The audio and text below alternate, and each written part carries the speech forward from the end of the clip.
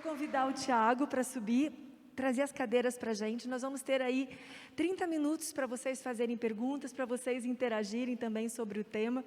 Tá? Algum ponto aí que ficou, alguma dúvida ou uma ideia que você quer compartilhar? Ok? Então agora é esse momento de interação aí de vocês com os nossos palestrantes. Sim, vocês dois aí que falaram por primeiro. Uma salva de palmas, gente.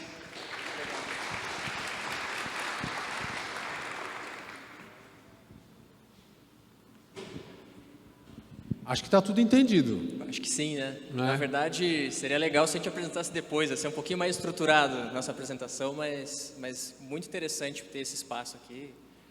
Legal.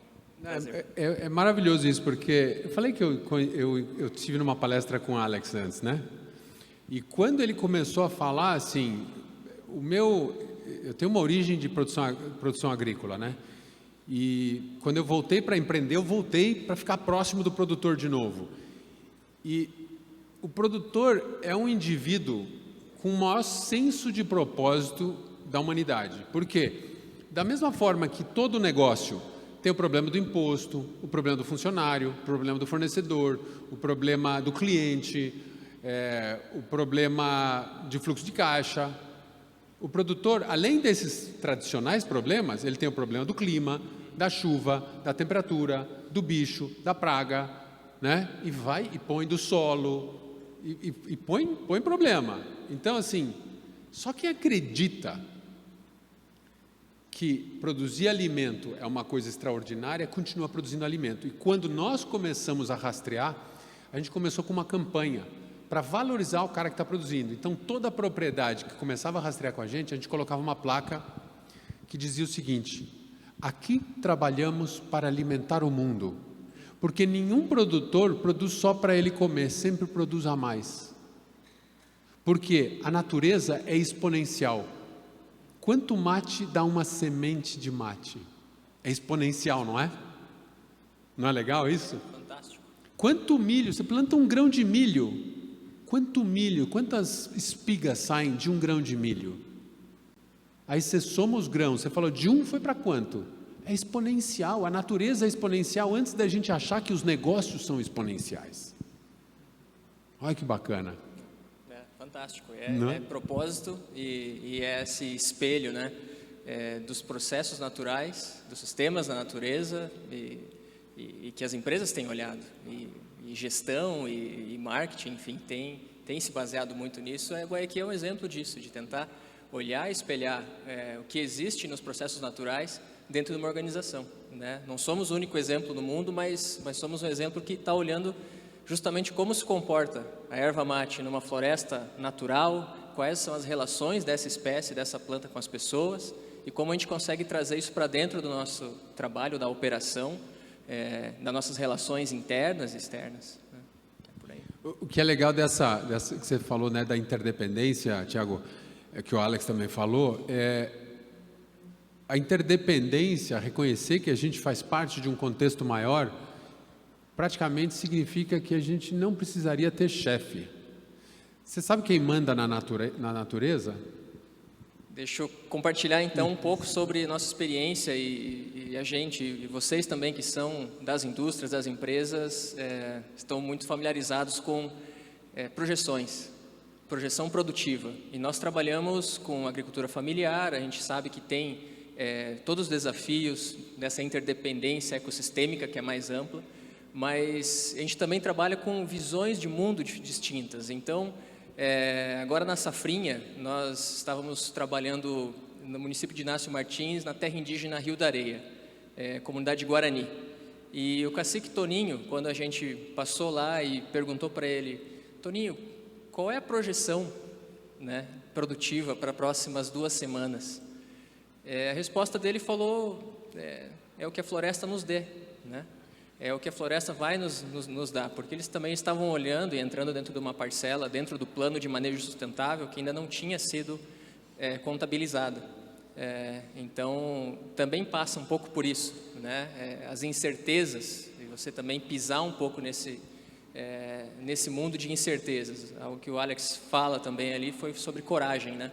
Então, também o exemplo da Guayaqui demonstra muito isso, né? Momentos que precisou tomar decisões de coragem e dar esse passo, né?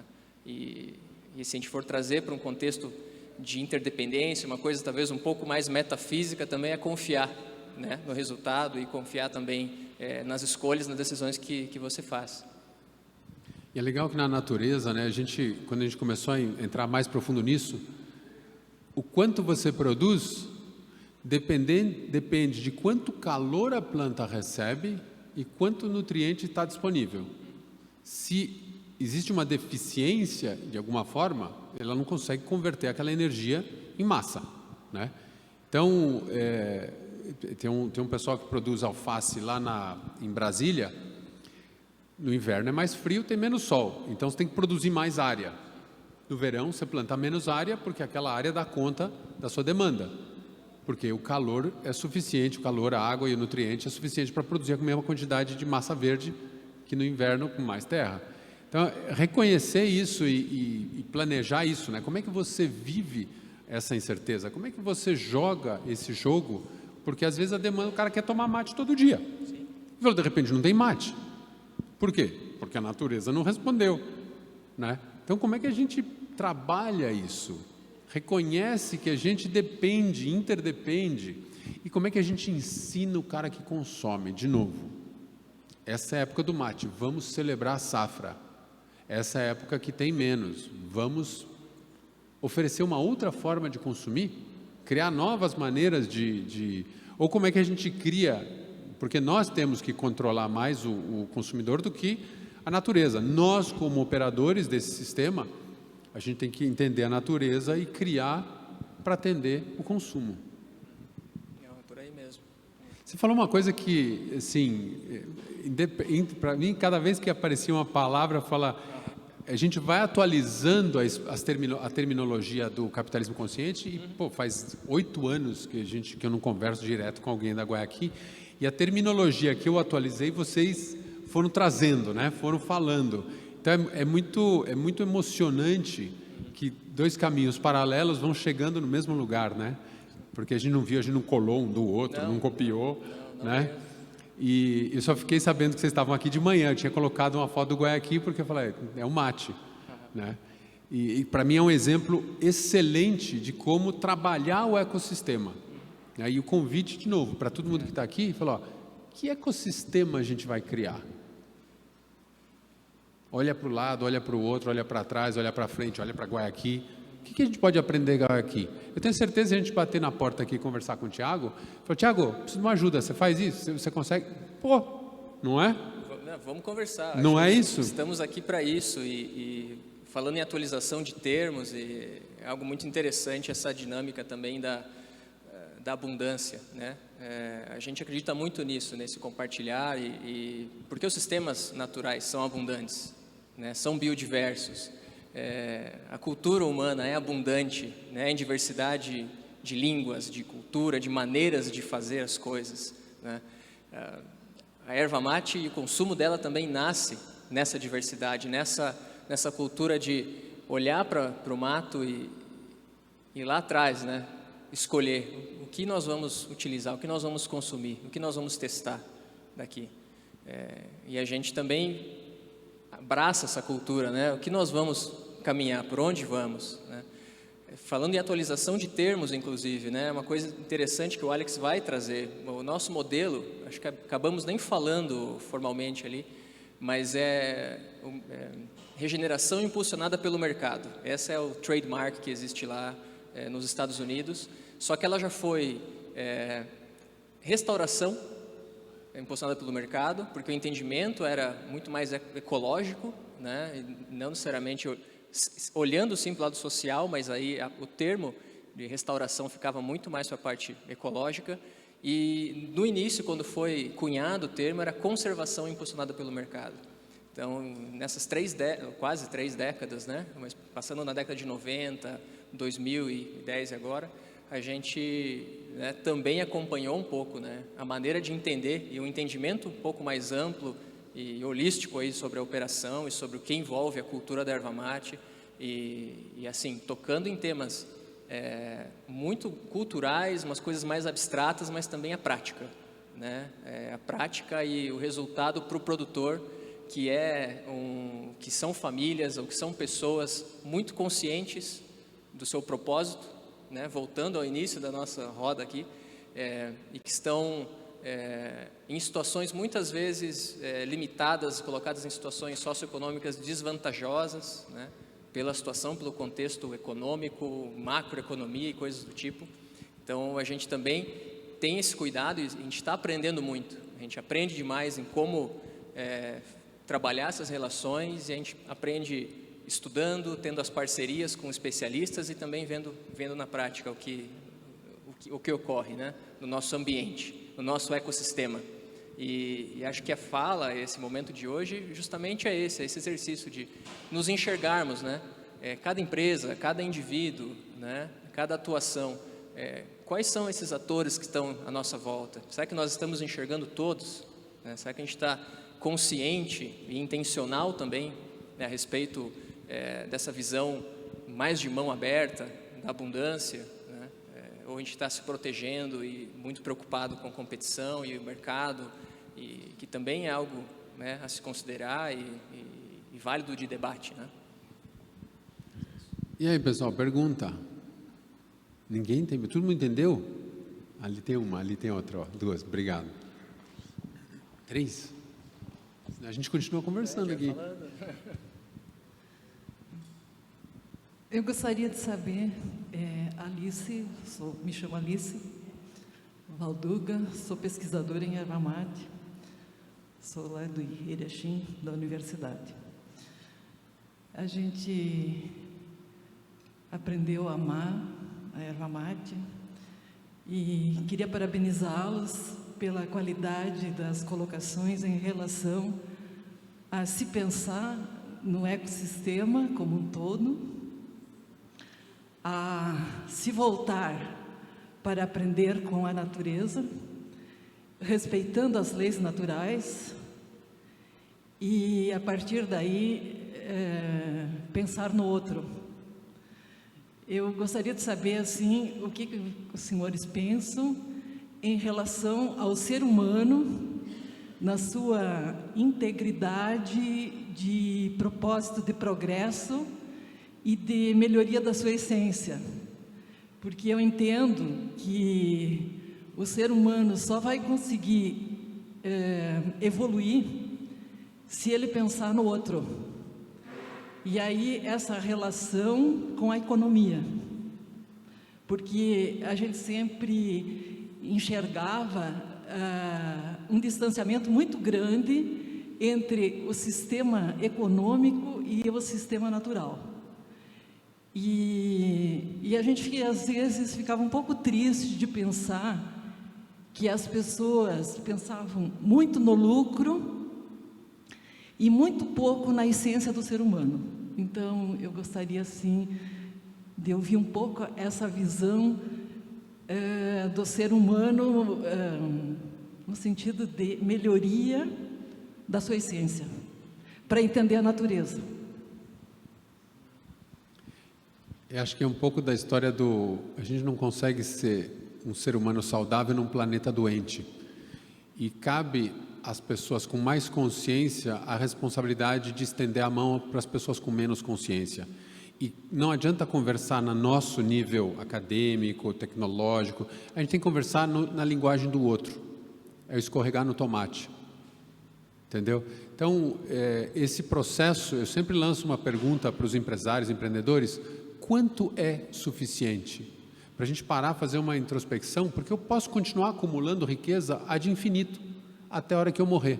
E aí a minha riqueza é distribuída para a próxima geração. Mas a pergunta é, quanto que eu chego e falo, isso é suficiente para mim? A partir de agora, eu vou trazer o sistema comigo, criar prosperidade.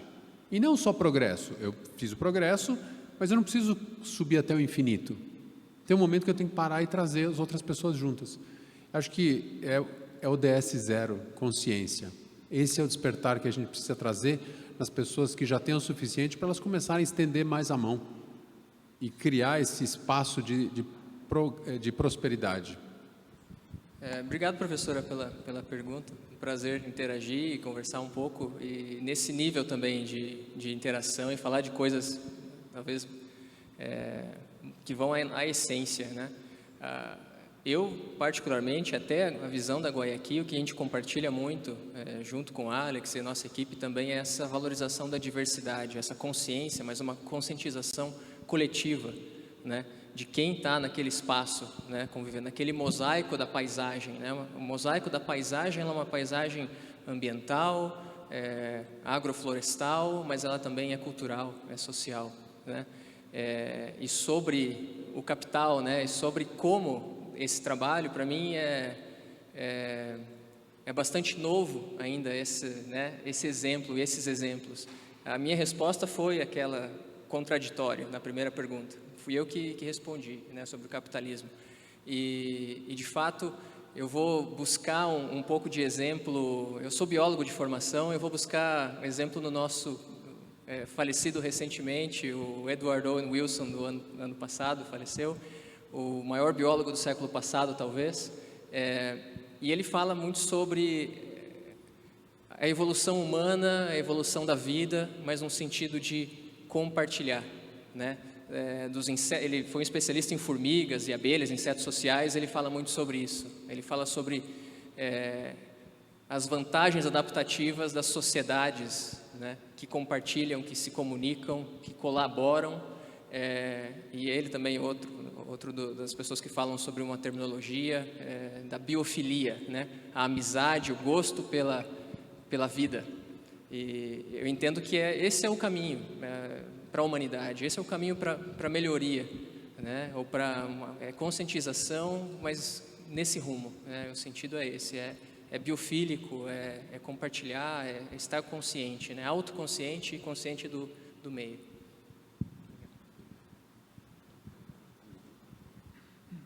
Olá, bom dia. Sou Ivar, eu sou pesquisador, mas até os 18 anos eu trabalhei na agricultura familiar. Meu pai tinha 12 hectares. E hoje em dia eu trabalho com muitos produtores de erva mate, trabalho com indústrias, conheço uma boa parte da realidade, conheço diversos sistemas.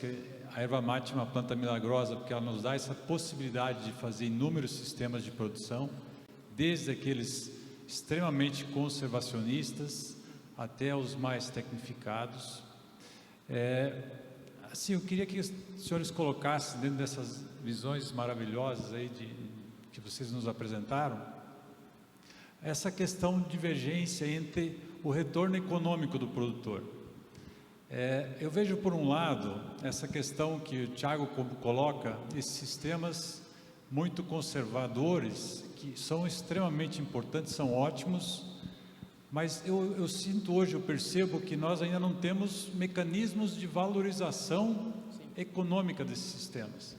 Então, chega uma empresa e diga assim: eu vou pagar 40% a mais pela tua produção do mate, desde que você mantenha a floresta quase que intacta é impossível mantê-la. Só que esse fato de manter essa floresta quase intacta me reduz a produção em 200%. Ou seja, eu tenho um dilema aí, sobrevivência versus ambiente. E eu acho que os dois têm que trabalhar juntos. Então, assim, eu percebo isso. Eu vou no produtor, ele precisa sobreviver. Aí tem o outro lado, o ambiental. Eu dependo também muito mais do ambiental. E eu venho de fora do sistema e digo para ele: o senhor tem que preservar, mas eu, pessoa física, não estou conseguindo ajudá-lo para fazer essa preservação. Então, talvez a empresa paga 40% a mais, mas não está pagando o que o produtor deixa de ganhar, entendeu? Eu, às vezes, me sinto num dilema, né? Eu gostaria que vocês comentassem essa questão, essa celeuma toda, que ainda mais se a gente pensar em aumento de produção, aumento de demanda de mercado, nós vamos abrir mais áreas nativas ou vamos concentrar em mais produtividade, talvez para diminuir a abertura de novas áreas, deixar áreas mais intactas, entendeu? Queria uma visão dos senhores que têm essa experiência total, global aí. Obrigado. Legal, Ivar, acho que eu começo por aqui. E bom também poder interagir contigo, né? Já li teus trabalhos e fico bem feliz e satisfeito de poder conversar. Né? A gente pegou o ônibus junto, né? Eu não conhecia, né? Me desculpe ali por não ter me apresentado também. Mas é justamente isso. Eu entendo que, inclusive, os sistemas produtivos tradicionais, você tem uma diversidade, né? Até aquela ilustração que a gente apresentou, ela tem uma gama de diversidade ali, né? De adensamento, né? Vamos chamar abundância de número de plantas de erva mate, né? Dentro de 1 hectare. Isso, os trabalhos que a Embrapa tem feito, né? Acho que em 2 frentes, né? Olhando para um adensamento, uma produção um pouco maior dentro de um sistema sombreado, e outros trabalhos também buscando a valorização, né, desses sistemas tradicionais. A gente tem trabalhado, a gente olha realmente por isso, e questão de demanda, a empresa também precisa pensar, isso vale muito sobre aquela questão de atualização de conceitos, né? A gente está falando de regeneração agora. Esse dilema está posto, né? Não são todas as empresas que irão pagar esse valor a mais para o produtor, ou que vai fazer a conta junto com o produtor, que é o nosso caso. A gente trabalha então com certificação, a gente tem uma valorização por conta da certificação, das 2 certificações, orgânica e comércio justo. A gente vai trabalhar com a certificação orgânica regenerativa também, porque os produtores que estão debaixo desse guarda-chuva, nesses sistemas, já são eleitos também, então a gente consegue valorizar um pouco mais o produto e pagar um pouco a mais, ou um tanto a mais, e a conta, para muitos produtores, ela pode não fechar imediatamente, né? Porque ele abriu mão um pouco né, de um adensamento maior, de um sistema um pouco mais um sistema de maior produtividade, eu acho que é a palavra certa. Ao mesmo tempo, ele está mantendo uma integração com o animal, que é o sistema faxinalense, né? Continua com as suas gabirobas lá no meio, com um sistema integrado ali, tem ainda o valor cultural além do ambiental também, né? Os sistemas adensados, eles vêm com uma estratégia, eu acho que tem espaço dentro da paisagem, eu vejo isso.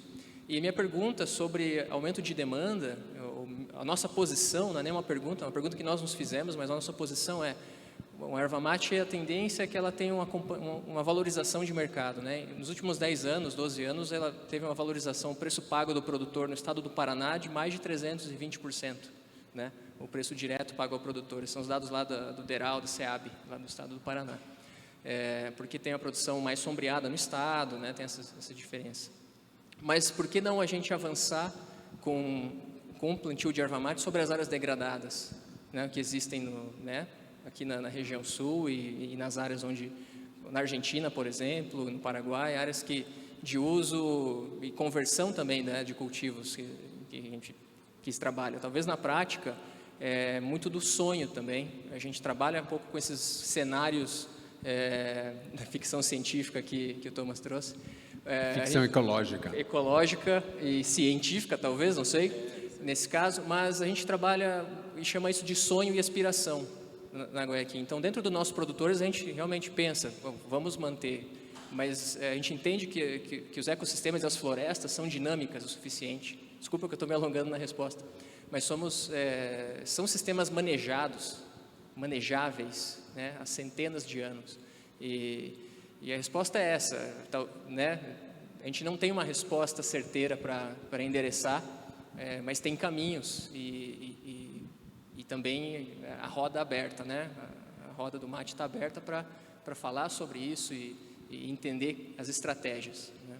Então, em produtores que estão trabalhando com monocultivo, né, de erva mate, por exemplo, que estão interessados em trabalhar conosco, nós desenhamos um plano de ação de diversificação, de sombreamento, diversificação da propriedade, mas tem que caber outras espécies também, além da erva, né, dentro do terreno.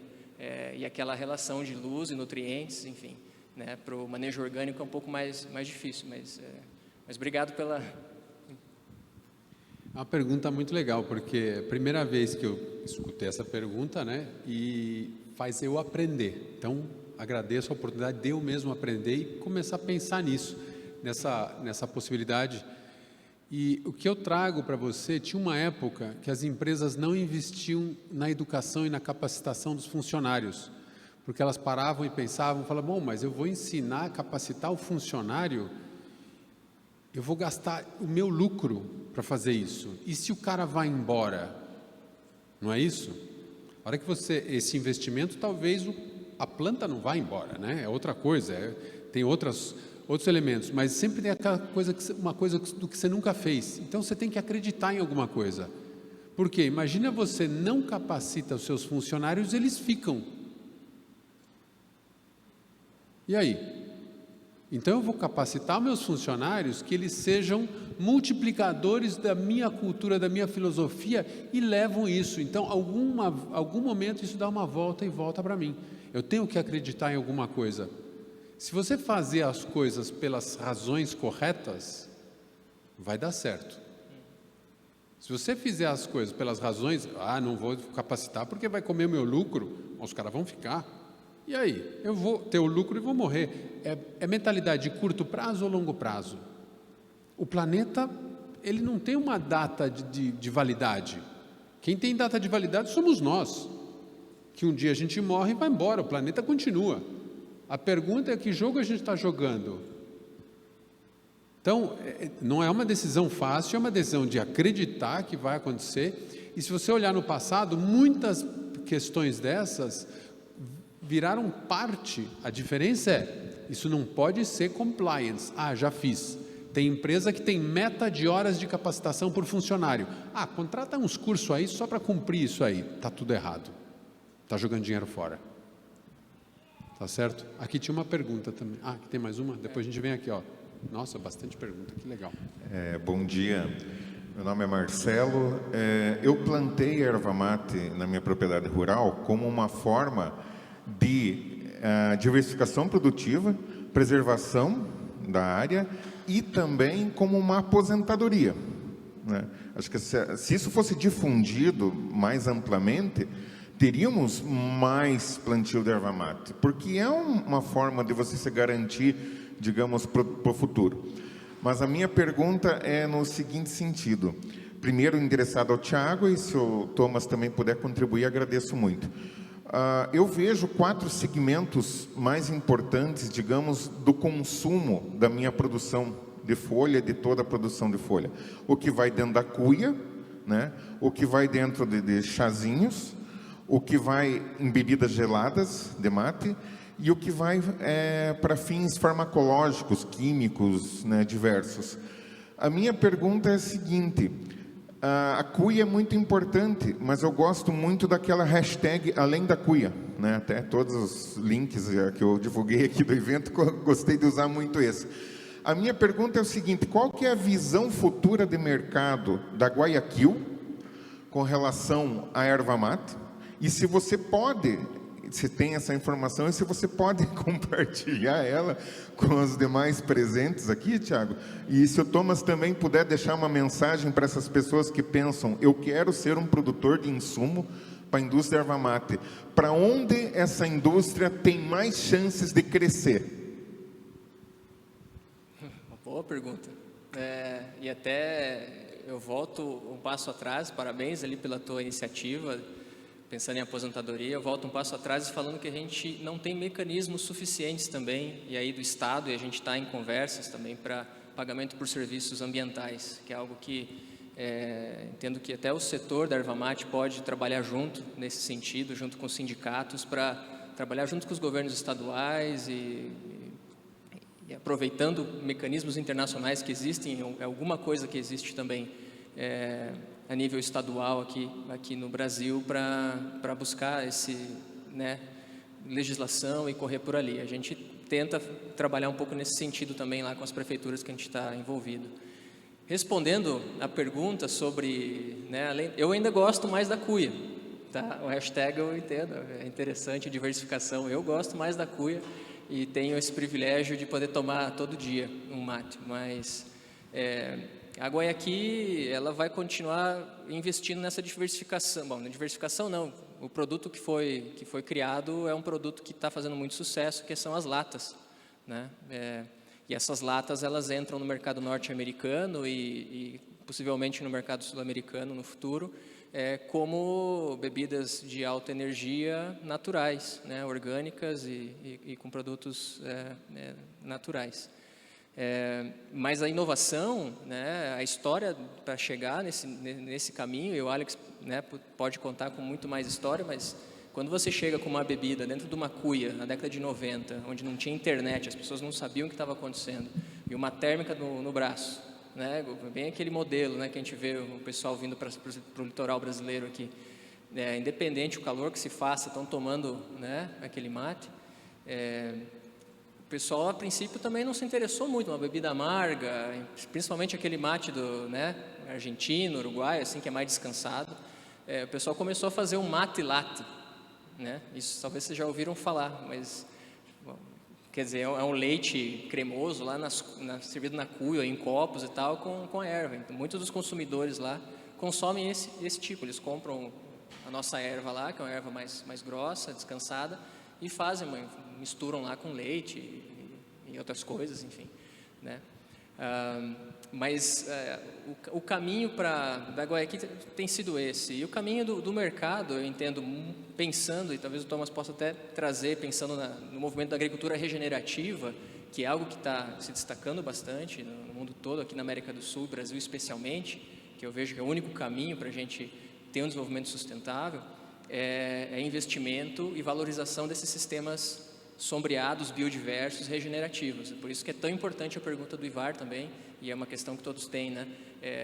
Como a gente vai trabalhar com a agricultura regenerativa, o que vamos considerar também debaixo desse guarda-chuva.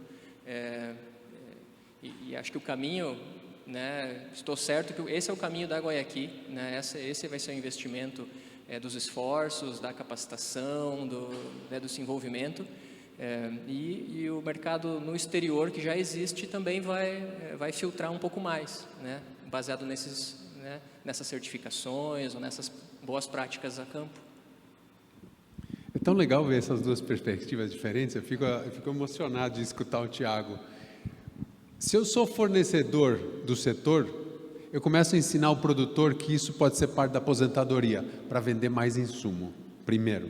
Segundo, o que a gente estava falando aqui, começa a documentar o que está acontecendo com essa área que você está regenerando, porque algum momento alguém vai falar, eu estou pagando, eu vou comprar este crédito regenerado aqui, e aí você pode alugar esse espaço para alguém para compensar a sujeira que ele está fazendo.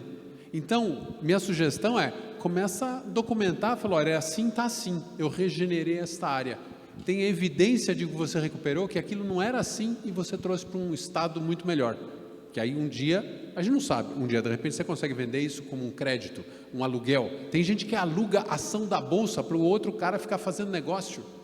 Porque a gente não pode alugar um espaço regenerado. Uma dica aí, de negócio.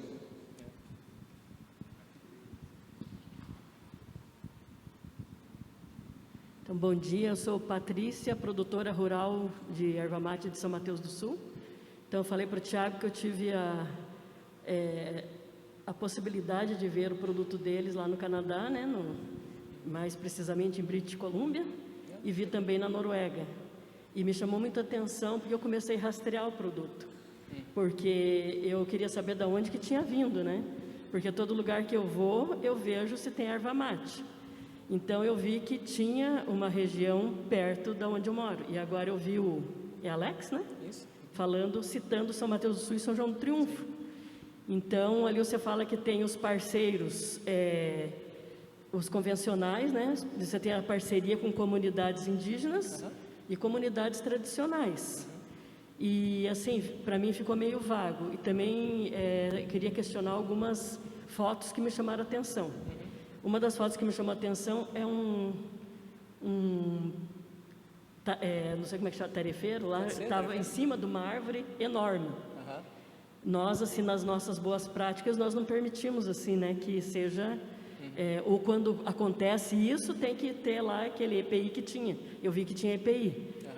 Mas também vi naquele outro slide lá, que tinha uma mata, eu não sei o que é que está construindo ali, que você falou que estava construindo por cima ali. Ah, sim, isso lá. Então ali eu falei assim, para a erva mate nascer ali embaixo, olha que vai custar, né? Porque ou você falou questão de adensamento, mas ali eu acho que tinha que ter um raleamento, né?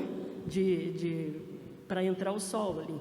Então eu fiquei assim pensando o que vocês, se vocês têm um curso de boas práticas para esses indígenas, que para a gente que já tem assim uma certa escolaridade, já é difícil você manter tudo aquilo, e a cultura que ele falou, a questão cultural de você manter tudo isso é muito difícil, né?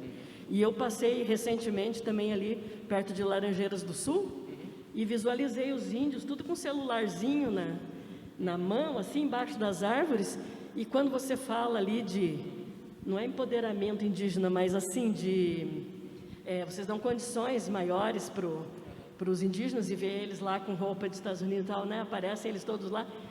Ao mesmo tempo que vocês estão mantendo as florestas, vocês estão trazendo eles para um outro tipo de cultura também, né? Um outro aculturamento. Vocês não estão tirando eles lá daquele lugar e proporcionando, assim, você falou de bailão, coisa... como que você vê essa transformação? Eu acho que é aí para o Thomas, né? Esse aculturamento, né? Das duas partes. E outra coisa que eu queria saber, eu acho que deve ser meio sigilo, mas se você puder, se não for sigilo, que certificações que vocês têm e como que vocês conseguiram isso, porque também é outra coisa complicada a tal da certificação internacional. Então, o que puder responder, responda. Ótimo.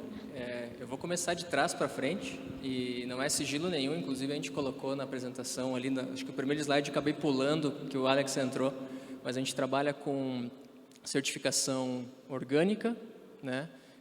A orgânica BR para alguns produtores que se enquadram, né? Porque aí tem que ser 100% da propriedade, né? Em sistema orgânico.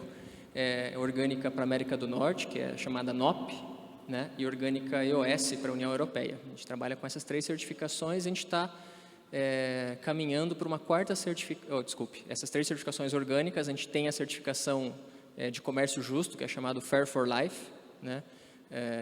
Que é justo para a vida, que é uma outra certificação que fala sobre o comércio justo na cadeia como um todo, né? Então a empresa é certificada e os produtores estão debaixo de um guarda-chuva de certificação. A gente trabalha, a maioria dos nossos produtores e da matéria-prima, hoje em dia, vem da agricultura familiar, né? A gente destaca ali o trabalho com as comunidades indígenas também, e trabalhamos em 3 terras indígenas, não lá em Laranjeiras, né? Mas a gente trabalha em Mangueirinha, Marrecas e Rio da Areia. Falando de certificação ainda, né? Então a gente está vislumbrando uma nova certificação que é orgânica regenerativa. A gente já tem essa certificação na Argentina e vamos buscar para 80 produtores da agricultura familiar agora esse ano, essa nova certificação que tem critérios que falam sobre cobertura de solo, biodiversidade, né, e outros aspectos também que nossos produtores se enquadram, né? Então, para o produtor fazer parte dos nossos projetos, a empresa que organiza. Então, o produtor, na verdade, ele é um parceiro de fato. Então, ele está debaixo desse guarda-chuva de acompanhamento técnico e a gente realmente presta esse auxílio, esse serviço, ajudando o produtor a trabalhar com a documentação, enfim, a fazer as visitas de acompanhamento, o sistema de controle interno, que faz parte, né, dessas análises. Esse é um ponto, né? Eu, por acaso, descobri a Guayaqui também lá em British Columbia.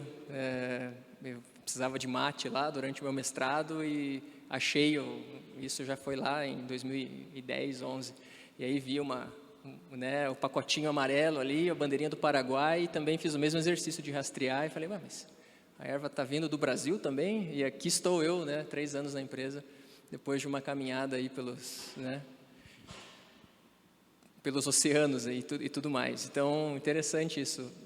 Sobre o trabalho específico daí de treinamento, acho que você trouxe esse ponto também, e boas práticas. A gente tem, sim, dentro desse guarda-chuva, diferentes maneiras de trabalhar a colheita, né? Então, nas comunidades indígenas, a cada época, a cada temporada ou atividade de colheita, a gente faz, sim, né, treinamentos e capacitação por equipes de colheita. Lá eles estão organizados em coordenador, ou um subcoordenador, né? E aí existem aí os coletores, né? Que são equipes de 20 pessoas, basicamente. Aí eles vão a cada ponto, Nas terras indígenas a gente tem desenhado os planos de manejo sustentável e rotação também dessas áreas. E aí o pessoal é orientado a buscar melhores práticas, inclusive respeitar matrizes que estão marcadas. Existem muitos indivíduos daquele porte que você viu, existem algumas matrizes aí de fato, até de porte maior, né, com um diâmetro impressionante. E aquela é um exemplo, né? A questão do EPI, né, muito interessante, é um desafio, né, acho que em toda a cadeia, né, para os tarefeiros, indígenas ou não indígenas, é um desafio importante. A gente tenta trazer algo até aquela foto é uma foto um pouco mais antiga, não é o completo de agora, mas a gente tenta trazer maneiras também de trabalhar de uma forma prática, dinâmica, né, respeitando as culturas. E agora me lembra outro ponto também, né, que você falou sobre essa transição cultural, né, e tendo trabalhado por cerca de 10 anos, um pouquinho mais, com povos indígenas aqui no sul do Brasil e em outras áreas também, não é a Guayaqui necessariamente e até a gente tem que tomar um pouco de cuidado com esse termo de aculturação e tal. Aí você pode ter uma conversa mais com os antropólogos e até com comunidades indígenas sobre isso. Mas a gente está vivendo, né, como nós estamos aqui no Sul, todos são muito familiarizados com a história ecológica, né, dos estados, e eu estou falando demais de novo, estou olhando aqui para o relógio piscando, mas a gente tem algo muito interessante, né, que os territórios indígenas, as terras indígenas demarcadas hoje, as que não foram demarcadas, foram o limite, né, da exploração madeireira, dos pinheirais, das embuias, né, das canelas, na década de 70, 80 e 90, né, foram as últimas áreas, né, a serem exploradas. Até ali, as populações indígenas ainda tinham talvez pouca relação ou contato limitado também com a sociedade envolvente, né, aqui na região sul. E a partir dessas décadas se abriu mais, né? E aí você tem vários atores entrando. A Guayaqui não é a primeira empresa que trabalha com erva mate dentro de terra indígena, a gente sabe, né, no estado ali, o pessoal vendia e comercializava erva mate, assim, documentado isso por mais de 80 anos na região, nas regiões que a gente trabalha. Assim, né, dessas pessoas conseguem voltar atrás e ver que os avós faziam as coletas, levavam nas ervateiras, né, em carroça, ou enfim, davam um jeito.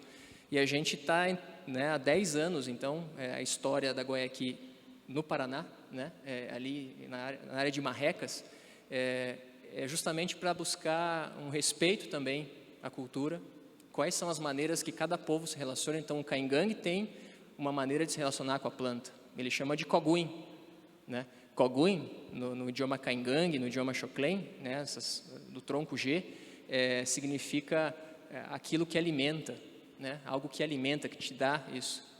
Caá, para os guaranis e para as línguas tupi-guarani, caá é mato, floresta, a planta verdadeira que está na floresta. Os guaranis têm essa relação diferente. Quando a gente, até um comentário ali a gente fala sobre o sagrado está acontecendo hoje, aconteceu primavera passada, em várias aldeias guaranis, no ritual de batizado chamado Yamangaraí Caá, e eu espero que vocês possam também pesquisar um pouco sobre isso, ou ter o privilégio de serem convidados em algum momento para assistir ou ver. No YouTube tem vídeos também sobre isso, que é o batizado, é o nome, a nomeação dos bebês guaranis, feito através de uma coleta ritualística sagrada da erva mate durante a noite, a secagem dentro da casa de reza.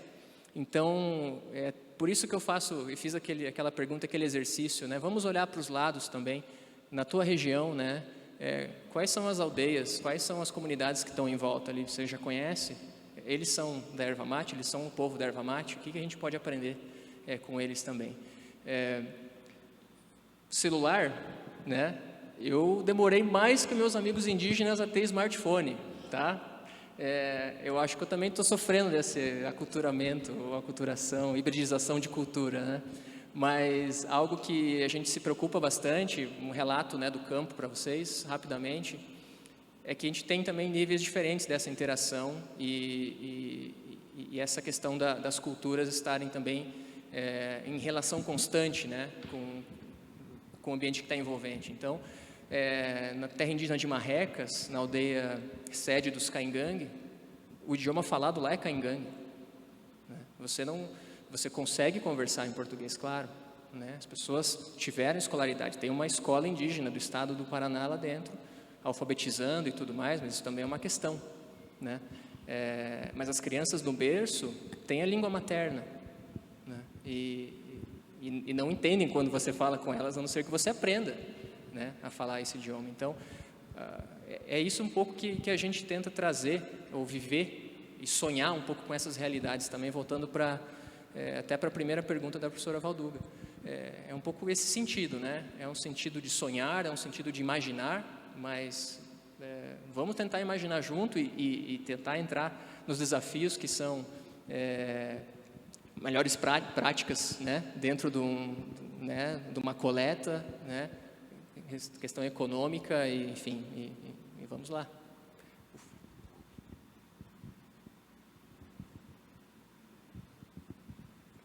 Bom dia, Tiago e Tomás. Eu vou falar agora um pouco pela indústria, né?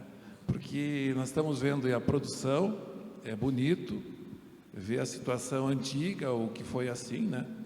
Essa região aqui de Gramado e Canela, ela é grande produtora de erva mate. Tem muita erva mate aqui no meio desses matos aqui, mas teríamos dificuldade hoje de colher por questões trabalhistas. Isso é um fato que está aí. A indústria, a erva mate hoje, o grande consumo, todas as classes sociais consomem erva mate, mas o grande consumo está da classe média para baixo. Esse é o nosso pilar de sustentação da indústria de erva mate. Se tenta hoje, nós temos, como diz o Thomas, nós temos que plantar as sementes, né? E a gente tenta dentro da indústria, porque na revolução aí da produção de erva mate, o que aconteceu? Se arrancou floresta, se tirou o que tivesse e se adensou com erva mate em tudo que se conseguiu. Aí vem a dificuldade do que o Ivar fala, né? Porque o produtor, ele quer trabalhar em cima de rendimento, ele não quer esperar 3 anos para ir colher a mesma planta. Ele, se puder, ele quer colher de 6 em 6 meses. Ele quer enxergar dinheiro. E o filho dele já está preparado com essa mesma consciência, né? E a indústria hoje, a gente tenta vender, eu acho que tem aqui vários industriais, a mudança para um sombreamento da erva mate, nós temos que trilhar ou caminhar por um caminho que o Ivar deve sentir aí na pele, entre talvez o que temos de mais antigo e o que temos na situação atual, né? Porque senão o milho vai tomar conta, o soja vai tomar conta, os ervais vão parar de existir. O produtor vê assim, não, mas ele ganha bem hoje. Então, se ele tratar de fazer algum adensamento, plantar, começar com alguns sombreamentos, eu tenho produtores que, de tanto a gente insistir, eles plantaram árvores, um cedro, alguma coisa que no inverno perde a folha, né? E no verão tem o sombreamento para dar o descanso necessário para a planta produzir uma erva mate mais suave e de melhor qualidade. Então, acho que o caminho que nós temos que trilhar aí pela frente, as indústrias, nós temos a Emater, que é um grande parceiro aqui no Rio Grande do Sul, o Ivar também, ele vem do Paraná, e também se trilha esse caminho. Mas, quem sabe, né, a gente consiga estabelecer um ponto de apoio com as Emater, com as secretarias de agricultura, com os municípios. A gente, pelo Sindimate, cobra muitas vezes das prefeituras que parem de pensar só na arrecadação, né, e levem a campo algumas informações, algumas sugestões para os produtores. Cria um espaço pequeno, sombreia, e depois, vai render menos. Claro que ele vai render menos, mas ele tem que tentar vender esse produto e vai ser um produto melhorado. Então, é árduo essa mudança. É um futuro, né? Mas também não podemos elevar muito o custo de produção, que vamos ter reflexo lá no pacote final, lá na prateleira, na gôndola do supermercado. O seu produto, eu acredito que tem um preço bastante diferenciado em função dos custos de produção, né? Nós temos um colega, acho que do Santa Catarina, que terminou sendo preso porque tinha 1 ou 2 indígenas ajudando na colheita da erva mate. Então, também, a indústria fica às vezes assim, ó, fica difícil de trabalhar. Mas é um caminho, é muito bom que a gente ouviu aqui, dos dois, do Thomas também, de você, Tiago. Mas a indústria fica ali, ela quer melhorar a qualidade, mas também não pode perder o outro ponto no pacote de ter o seu consumidor na erva mate. Mas é uma participação, uma colaboração aí da visão da indústria. Muito obrigado. Legal. Até talvez um comentário breve, até sobre os desafios que a indústria tem, e agora nós somos indústria também e estamos trabalhando dessa maneira.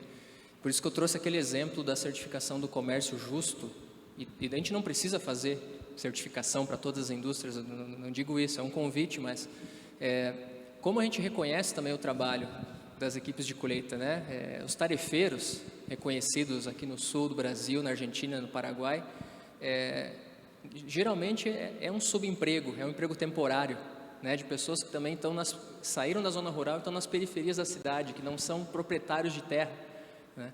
E como a indústria pode, então, também se preparar e cumprir com questões trabalhistas, né?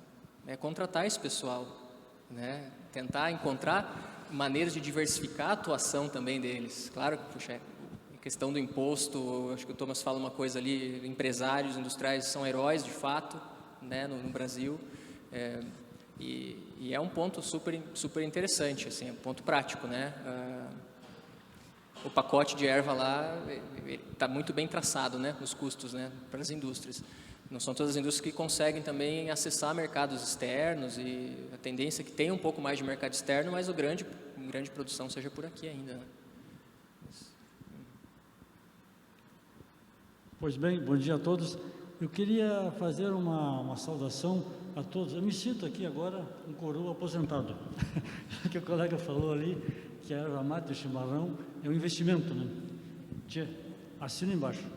Eu trabalho há 4 décadas ou mais, tem muita gente que sabe do meu trabalho aqui. Antes de me apresentar, meu nome é Luiz Rotírio Teixeira, eu sou graduado em Relações Públicas pela PUC de Porto Alegre e depois fiz pós-graduação na área do folclore, a ciência do folclore, pude ver tanto. Então, essas 4 décadas ou mais, eu trabalho também em Porto Alegre como guia de turismo, do Ministério do Turismo. Então, eu vi a camada de gente, pessoas que vêm aqui para o Sul, o que eles querem ver? Aqui no Sul, todo mundo vem para cá. Aquele sonho do nordestino vem aqui para o Sul. Chega em Gramado, se apavora aqui de comer tanta comida aqui. Mas eles querem ver a cultura local, o gaúcho, o tu, o tchê, mas barbaridade. E vem meio pouco, mas ainda enxerga alguma coisa. Então, para esse objetivo, o tempo corre. Eu queria saudar a todos, a mesa principalmente, pela excelente aula que tivemos aqui. Eu fiquei maravilhado com alguns detalhes e dizer mais o seguinte: eu fiz um trabalho, modestamente falando, vou lançar a 5ª edição agora, a importância social do chimarrão. O professor falou ali tanto no social, né, que de todas as etapas que tem essa produção de erva mate para chegar na gôndola do mercado, é necessário ter cultura. Eu acho, a cultura é a base de tudo. Porque, como dizia o saudoso Charlie Chaplin, as principais façanhas da humanidade foram obtidas do que parecia ser impossível. Então, acho que se cada um tem um objetivo, uma filosofia, tem que tocar em frente. Eu, coroa como estou, não me entrego, eu vou em frente e quero dar a minha colaboração. Vai sair, só para terminar, vai sair a 5ª edição desse livro. Por que eu tranquei e não saiu ainda? Porque tem um capítulo aqui que é a higiene do chimarrão. Essa aqui foi a minha monografia, né? Então, a higiene do chimarrão. Ali eu coloquei que aproxima, a roda de chimarrão, coisa e tal.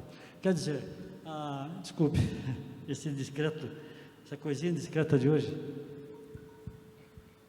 Indiscreta, mas necessária, porcaria. Desculpe. Bom, quem é que não passa por isso? Então, como eu estava dizendo, eu ia fazer a 4ª edição, 2 anos já, lançar outra edição. Ali na parte da higiene do chimarrão, tem assim, porque eu comprovo por A mais B, pesquisa que eu fiz, né? Uma pessoa falou, a professora falou da pesquisa. Pesquisa é necessária em todas as camadas, desde o índio lá embaixo, a origem até. Por que o chimarrão não é antigênico? E ali eu coloco, uma roda tem que ser no máximo de 6 pessoas.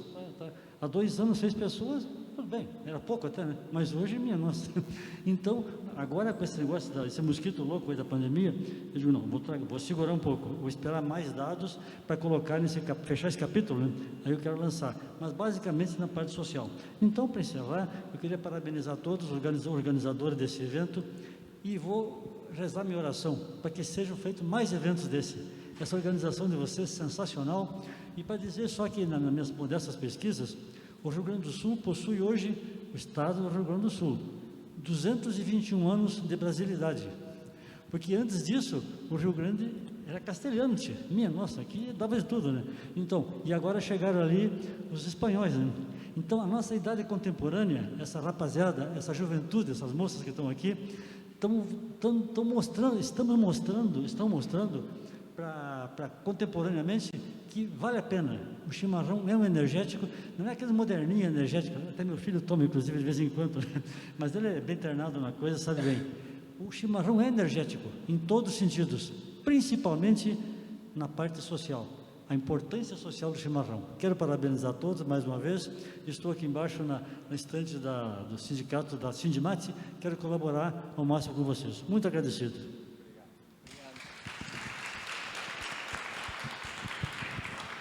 Uau, foi muito bom poder ouvir essa interação, a resposta aí, o compartilhar do conhecimento, da experiência de vocês.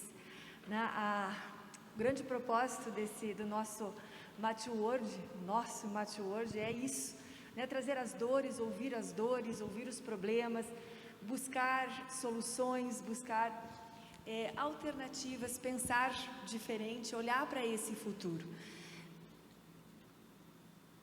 A tradição e a inovação, eles caminham de mãos dadas. Honrar o passado é valorizar o presente e construir um futuro melhor. Um olhar de competitividade é o que o Thomas nos trouxe como uma mentalidade de escassez. Quando estamos olhando para um preço, né, nós estamos nesse modelo antigo, né, dessa mentalidade, desse mindset, nessa consciência. E quando olhamos para uma mentalidade de abundância, de agregação de valor, é o que nós podemos agora fazer de diferente. A erva mate está hoje, talvez, onde o café estava há 20, 30 anos atrás. Então, nós vamos ter uma palestra amanhã com a Carol da Três Corações, trazendo a experiência dessa evolução da jornada do café, né, como um olhar antigo de commodities agrícola para um produto de experiência para o consumidor. Então, hoje o chefe é o consumidor. O que o consumidor quer? Olhando para um consumo consciente, olhando para diferenciais do nosso produto, falando em terroir, né, a proposta do Avalia Mate é isso, né, o que, falando em aromas e sabores, o teu terroir, o teu processo, falando tanto de produtores como de indústria, traz de diferencial para o público consumidor, né, para esse mercado. Então, é um aprendizado. Hoje nós vamos ter uma palestra também com o pessoal do vinho, né? O Vinícius Cailari, que é aí o coordenador técnico da Avalia Mate, junto com a Ana Paula, a Gabi Bigarelli, que é uma sommelier aí muito reconhecida, tanto nacional quanto internacional, para falar também sobre a história do mate, a história do vinho, né? E o que a uva, o vinho tem a ver também com a erva mate, o que ela pode nos ensinar. Então, é um questionamento sobre a nossa realidade atual e sobre o futuro que desejamos viver, porque agora é a hora, esse é o momento de criar esse ambiente de comunicação e poder informar o nosso cliente o que a erva mate tem de verdade e qual o diferencial, qual o valor que queremos entregar a esses 8 bilhões de pessoas que são potenciais consumidores no mundo. Estamos juntos?